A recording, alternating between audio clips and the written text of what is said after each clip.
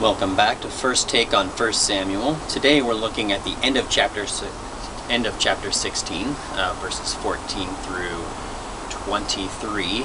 And in this particular section, we have just seen at the beginning of the chapter where David is secretly anointed to be the next king of Israel, which puts him in a precarious position because there's still the standing king, King Saul.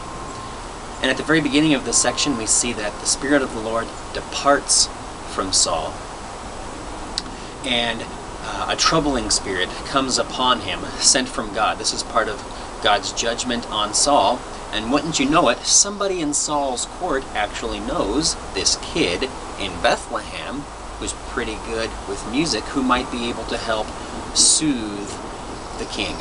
So they send for him, and wouldn't you know it, this particular kid is David. Now put yourself in Jesse, David's father's shoes. When you see the king's official people coming, sending for your son,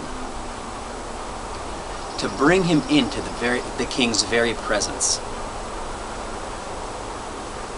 The king who is probably the greatest threat to your son's safety. And these people are coming for your son. By the world's standards, this is probably the most dangerous place for David to be. But it's exactly in the will and the plan of God. And so therefore, it is by far the most safest place that David could possibly be. He goes into the king's presence. He soothes the king's spirit. And along the way, they discover the other talents that David has because the Spirit of the Lord is with David. And it even gets to the point where David becomes the armor bearer of the king. So, is David safe, or is David in danger? Certainly, if Saul finds out that he is anointed to be the next king, he would be in danger.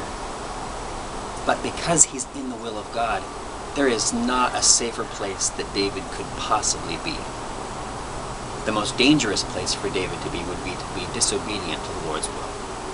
And the same is true in our lives, and this is the lesson that we can take from this particular passage.